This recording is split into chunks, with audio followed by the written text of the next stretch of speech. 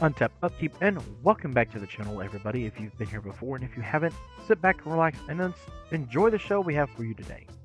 So, for today's video, we're gonna take a look at a deck I made a while back for Commander. I actually have this in paper. It's not gonna be the most powerful. It's not gonna be the most back-breaking kind of thing, but I literally took a well-known modern deck and said, well, what if we made it a Commander deck? And thus we have this. This is going to be none other than Niv-Mizzet Reborn. The modern deck that is very famous for this, if you follow modern in any way, shape, or form, is Niv-Mizzet. So the whole principle of this deck is we're just trying to get Niv to come into play, fill our hand with a whole bunch of the guild colors, and just always have answers to things. Yeah, pardon me. The deck itself is needing some updating, probably. It's been a while since I've looked at and tweaked and modified the deck a little bit. It's not the most backbreaking deck, like I said before, but it is quite hilarious when you get this thing up and running. It's even budget friendly at $70, so it's a little bit more than a standard issued Commander deck you would go buy, but I don't think it's that bad. So let's kind of jump in and see what we're doing over here. So Niv-Mizzet Reborn is Wooburg for a 6/6 Dragon Avatar with flying that says whenever he enters the battlefield, reveal the top 10 cards of your library. For each color pair, choose a card that's exactly those colors from among them. Put the chosen cards into your hand and the rest on the bottom of your library in a random order. So it's looking at essentially the 10 guilds of Ravnica, and we're going to try and get pieces and cards that are those colors. So we have like Oko, who's the only planeswalker in the deck, mainly because he's pretty budget friendly, and he answers a lot of our problems, and he can help keep us alive. So for 3 mana, we get our 4 valued Oko. Plus 2, make a food. We can sack it and be able to gain life and stay in the game. Plus 1, target artifact or creature loses all abilities and becomes a green elk creature green elk creature with base power and toughness 3/3, and then we can exchange to control the stuff. Probably not ever going to get to the -5. I'm not really sure where that would be relevant, but if it does become relevant for you in a gameplay, it is an option. Predominantly, he's like an interruptive piece to be like, oh no, your Avacyn, Angel of Hope, is on the battlefield, and now it's a 3/3 elk with no abilities. Nobody kill it. If you kill it, it comes back, and then we have this problem again. So it's more of an interactive piece than like any kind of like back-breaking shenanigans we can do. One of the other really nice things in this deck is using cards like Aragorn the United. So he's Wooburg minus black, and he has the following. So for a human noble 5/5, we get whenever you cast a white spell, make a 1/1 human. Whenever you cast a blue spell, scry 2. If it's a red spell that we get to cast, he deals 3 damage to target opponent. And then whenever we cast a green spell, target creature gets a power boost of +4/+4 until end of turn. We have a lot of overlapping colors throughout the deck, so this means our friend Aragorn here, he gonna trigger quite a bit, y'all. Baleful Strix, just a nice classic 2-drop bird with Death Touch. Has flying. When it enters, we get to draw a card. The Bortuk Bone Rattle for Volgari and 4. We get a 4/4 Troll Shaman with Domain. So whenever the Bone Rattle enters the battlefield, if you cast it, choose target creature card in your graveyard. Return that card to the battlefield if its mana value is less than or equal to the number of basic land types among lands you control. Otherwise, you can put it in your hand. This card's in here because there's one card in here that I truly feel just it clocks, and the gameplays that I've played the deck with, when I get this one card out and I'm able to start kind of piecing together our battlefield here, it it just makes such an impressive thing that it's hard for opponents to overcome. We'll get to it in a minute though. Brago King Eternal, whenever he deals combat damage to a player, we can basically blink something, so it's a way to reset Niv. Um, the Pulling Oracle enters, we can reveal the top card. If it's a land, put it in our battlefield. Otherwise, put that card into our hand. So it's just a nice little cantrip card that we can we can actually use Brago to kind of keep a little value train here going. Oracle is essentially like having Sad Robot for this deck. It's a good way to look at it. Atari or Urtai. I don't know why I said Atari. Oof, I must be tired. So Urtai, he's a nice interactive piece. So flash speed, 2, a blue and a black for a 3/2 Phyrexian Human Wizard. When he enters the battlefield, choose one. Counter target spell, activated ability, triggered ability, and its controller will be able to draw a card. Or destroy another target creature and or planeswalker. This controller draws a card. Yes, we're basically gifting our opponent something to be able to interact with them, is a way to look at it. The nice thing to this, though, we're able to blink this because it's not a cast trigger, it's a enters trigger. So we can even use Brago to kind of keep this train going. It's a lot better if it's in our hand and our opponent doesn't know it's there, but it is something to keep in mind when you're playing the deck. Gigantha the Wellspring, I mean, it's really in here because you could get it for Gruul, being that it's a hybrid. It taps for Wooburg. I mean, that's really all it's here for. It makes a ridiculous amount of mana. Hostage Taker is another interactive creature. It can snipe something from our opponent, and we can actually play it. Not really much to go on there. Honor's Rusting allows us to regrowth a creature, basically, because we're able to get something back into our hand. And he makes our creature spells cost 1 less, which is decent. It's nice, I guess. I mean, if Niv gets a little high in his commander tax, I mean, it knocks it off 1. Better than nothing, I guess. Glissa, if you've played Standard, like, in the past year, and probably some other formats, you know that Glissa Sunslayer is definitely a creature that people are like, oh no. It has the following capabilities. So, for 1 and a black and a green, we get a 3/3 Phyrexian Zombie Elf with First Strike and Death Touch. She also has the following abilities, though. Whenever she deals combat damage to a player, you can choose one of the following. You get to draw a card and lose a life. You like that. Destroy target enchantment. You can get rid of things that are in the way. Or remove up to 3 counters from target permanent. That can even get planeswalkers, y'all. Can even hit planeswalkers. So it's a nice catch-all, if you will, card, just in general. And then in this kind of deck, it serves quite the payload and quite the purpose.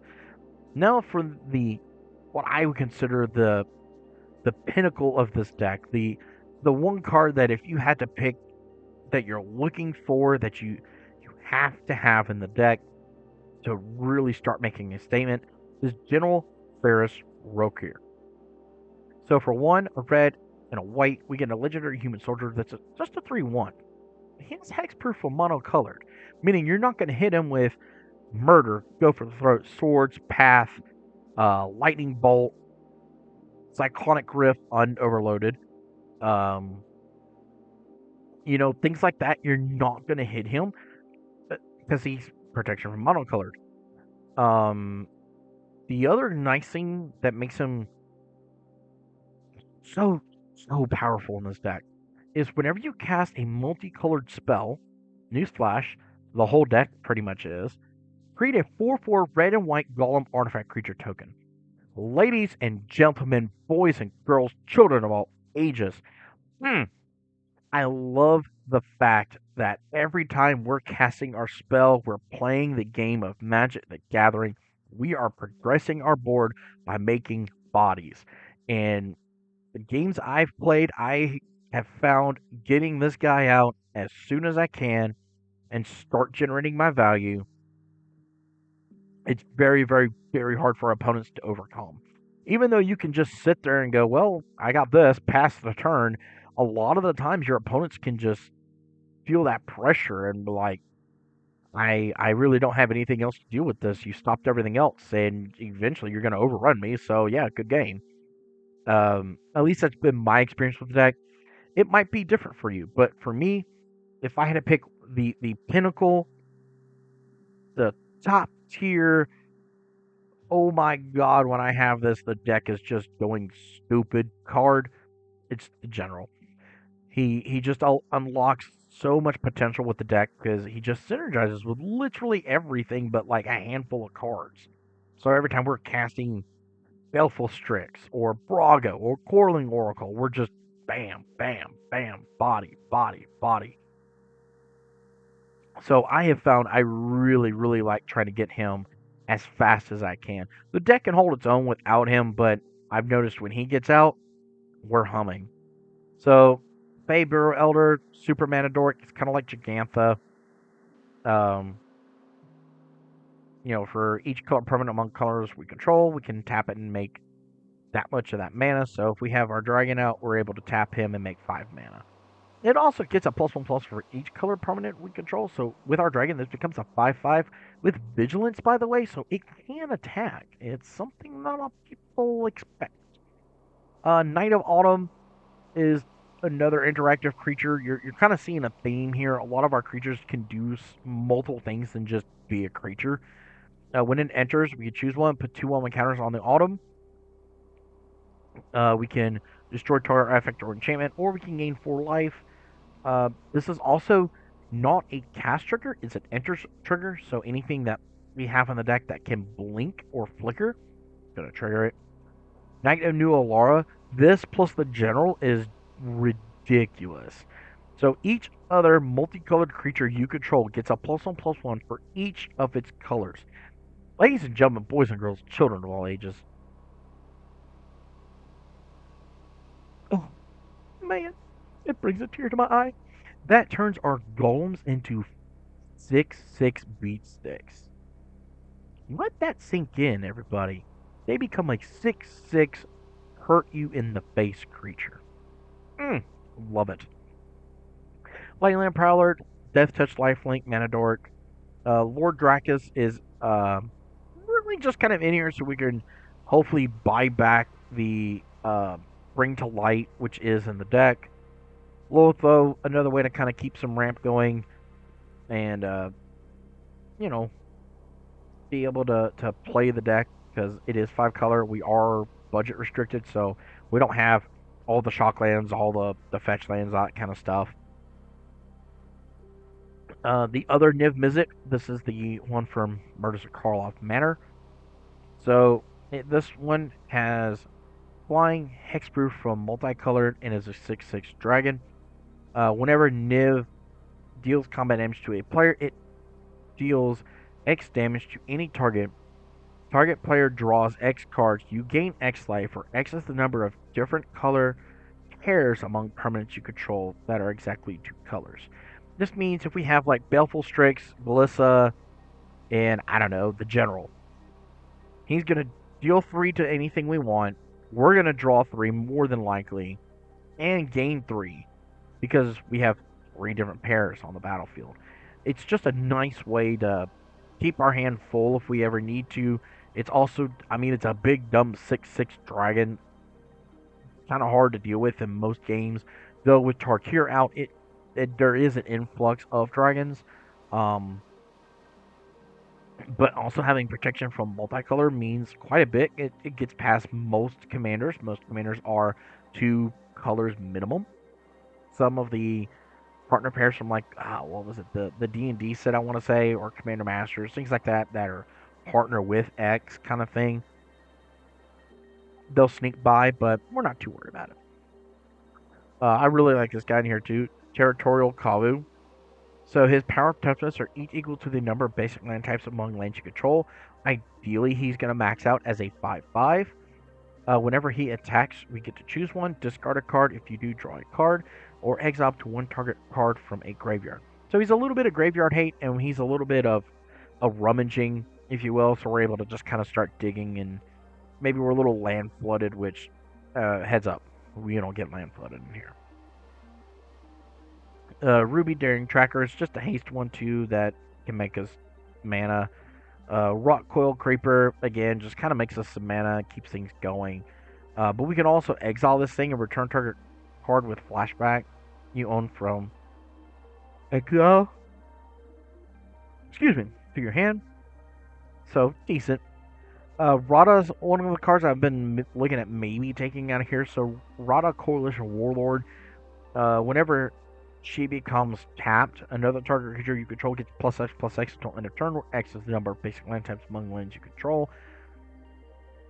It's cute if you do it with Niv, because Niv becomes almost, I mean, he essentially becomes a 2-hit kill. I don't feel like Rada actually does enough in the deck. It was neat to put her in at first just to kind of see how she would do. I'm not really too happy with her, but I'm not really sure what I would swap her out with. At this time, that's, within like $1 or so restriction. Well, what would you put in instead? After you look through the rest of this deck, let me know in the comments below. What would you put in place of Rada? That kind of can keep our theme going here of 2 colors, probably going to need to be a creature. Maybe it's another 2-color board wipe or something. Maybe there's a cheap planeswalker we could throw in. I don't know. What would you put in? Ornithopter of Paradise, basically bird, add mana. Notion Thief can, yeah, it's one of the game changer pieces. But that's completely irrelevant. We're going to try and steal somebody's extra draw, so if they have that Ristic Study or whatever out, we can just be like, and are you sure? Tristani, Silencia's Voice. I found this to be absolutely really good in the deck, because we're able to gain life and sustain ourselves. It also allows us to populate, so we're able to make multiple copies of our golems, which, again, to me, they are the heart and soul of the deck. Vitu-Ghazi Guildmage, we can make centaurs, and then we can populate. So these 2 cards together really have a pretty decent amount of synergy. They allow us to make bodies, and that's something with the deck desperately kind of wants. And Yarion, Yarion's Yarion. If you've played Standard or anything like that, you've seen Yarion. It's going to come into play, it's going to blink some stuff, and then it's going to come back, and then stuff just gets horrible for everybody. But not for us. We're kind of light on our sorcery package. We have a couple of board wipes. We have Time Warp, so we can bounce a creature we control and then kill everything. We are running Merciless Eviction. This is when you want to be really petty. So for 6 mana, you can choose one: exile artifacts, exile all creatures, exile all enchantments, or exile all planeswalkers. So, we're just going to exile them. I don't care about your Blightsteel. I don't care about your Avacyn. I don't care about your Darksteel. They're gone. Exiled. Bye. See you later. We have Expressive Iteration. So we can kind of dig. We can put the top 3 cards in the following spots. We can either put 1 in the hand, 1 on the bottom, and 1 into exile. We're able to cast the 1 or play the 1 from exile. So it could even be a land. So a little bit of versatility there. The Casualties of War is a nice, almost catch-all, if you will. So for 2, black, green, we're able to choose one of the following, or all of them if we feel like it. Destroy target artifact, creature, enchantment, land, or planeswalker. I have a few games where we're able to hit all of those, and it's been hilarious. But usually this is just a kind of catch-all. We have a couple of problematic things that we need to take care of so we can keep doing the thing. Reborn Hope. Return target multicolored card from your graveyard to your hand. You do notice it says multicolored card, not creature, not permanent. Multicolored card. It enables us to get back the heart and soul of the deck, Bring to Light. So for 3 3 green and blue, we have Bring to Light. So you're going to be able to converge. Search your library for a creature, instant, or sorcery card with converted mana cost less than or equal to the number of colors of mana spent to cast Bring to Light. exile that spell, shuffle your deck, and then you may cast that card without paying its mana cost. So this can go find us our general, and we're off to the races. This can find us a board wipe. This can find us so many pieces in the deck that it's just not fair. So with Reborn Hope, we're able to get it back. With Lord Krakus, we can get it back again. Ring Sight, it's going to tempt us, which is completely irrelevant, but it's never going to matter. But we're able to search our library for a card that shares a color with a legendary creature you control, reveal it, put it in your hand, and shuffle. This can go find literally anything in the deck when Niv or even Aragon's out. It hurts a little bit with just Aragon. There's a couple of things we can't grab, like you really grab a couple of niche pieces here and there maybe, but generally with Niv or Aragon out, we're able to pretty much go, and which demonic tutor would we like for more decks, sir? So it's a pretty nice card. Our instance package, we're pretty heavy on our instances because we need to be able to do a lot of things at instant speed to stay alive. So for your pesky token players, Rakdos Charm, you could choose one of the following: exile target player's graveyard, destroy target artifact, or, like I said before, you pesky, annoying token players. It's just really funny because I'm one myself. Each creature deals 1 damage to its controller. Z-Spark, we can exile something with mana value 4 or greater. Mortify hits artifacts, hits creatures or enchantments. Counter Squall, counter target non-creature spell, and they're going to lose 2 life. Cosmic Rebirth allows us to rebuy something, so we're able to hopefully set up a little bit better. Boros Charm, we're just looking to shut it down. Our stuff is indestructible, and now you have to find a new removal spell. Yeah, you like how I did that. Assassin's Trophy, Anguish on Making, just good spot removal pieces that we can find with Niv. Same thing with Fracture, we're able to just get rid of things.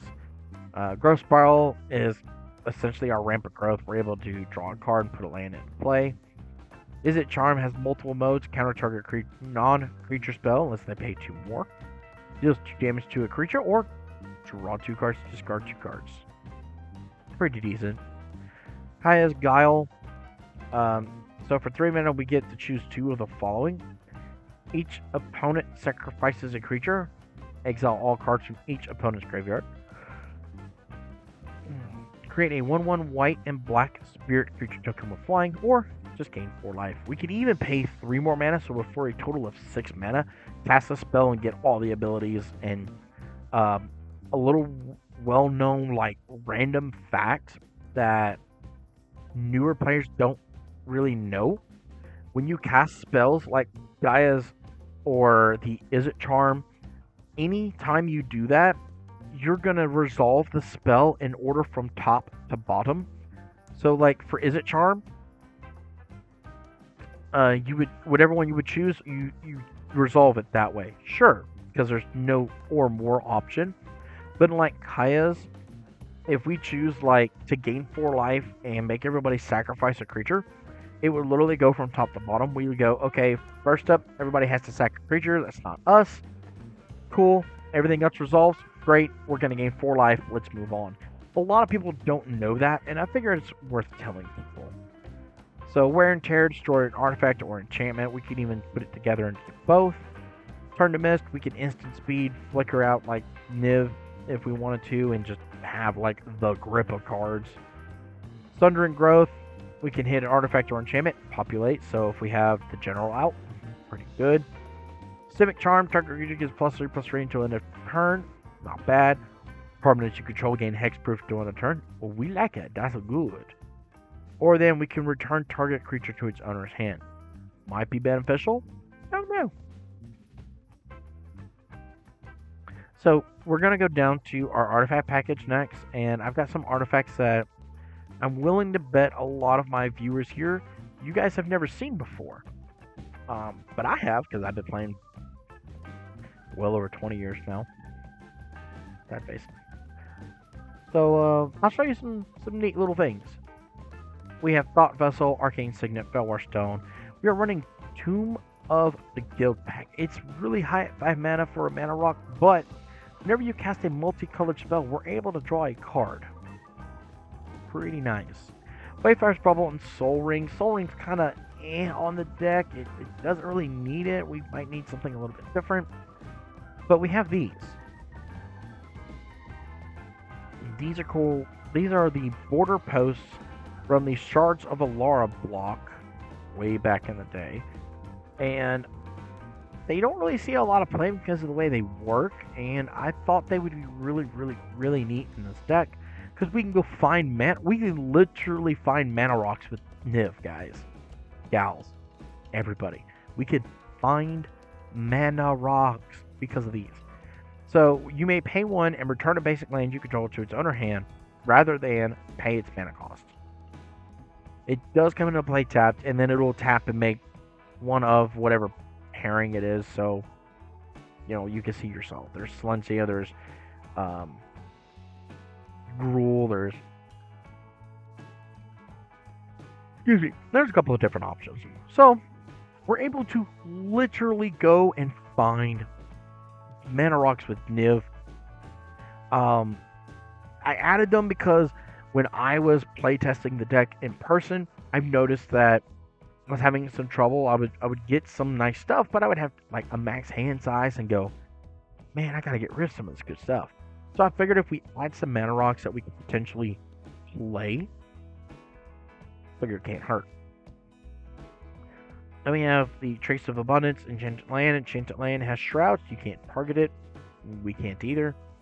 Whenever it's tapped for mana, its controller adds 1 mana of any color of his or her mana pool. So we could get some better mana fixing. We of course have Rhythm of the Wild to make sure that our stuff cannot be countered for our creatures. And then they can either gain haste or get 1/1 counters. Never really a big issue there. The lands package is a little bit on the wonky side. We're running some of the snow lands from Kaldheim. We have Pillar of Perunes because we're very multicolored, heavy. We have Canopy Vista, Cinderglade, that kind of stuff in here. We are running Terramorphic Expanse and Evolving Wilds. We still run a Field of Ruin because you just never know. We even run a Reliquary Tower to make sure that we don't have a max hand size because I'm greedy and I want all of the cards. So that's what we got here. Mana base is, it's okay. If you were gonna build this deck and just start ramping it up to a different level, probably start with the mana base. As honestly, yeah, I would actually say that. Honestly, most of a deck's upgrades are gonna come from mana base. The more solid and in the ground impactful your mana base is, I generally feel like that's one of the key forces to driving your deck forward, is having a very solid mana base. It's very hard in this deck because we are 5 color and there's not a whole lot of go find a land kind of things going on in here. It is very possible, so it's something to look at if you build this deck and you're contemplating on what would make it better. But surprisingly, our mana curve isn't too bad. Our ratio here is actually not too bad. Yeah, we're able to get some decent hands here. Yeah. That one's pretty bad actually. We have nothing to play. That one too. That one I would take. So this has been my take on taking a modern staple such as Niv-Mizzet Reborn and turning him into a commander deck to just smash your face. Let me know what you think in the comments below. Like I said, I actually play this deck every once in a while when I'm wanting to do some kind of weird shenanigans. It's not made to be an absolute powerhouse. I don't know, maybe you can make it that way. Some other ways to make tokens, I guess, or I don't know, trying to get more benefit off Niv.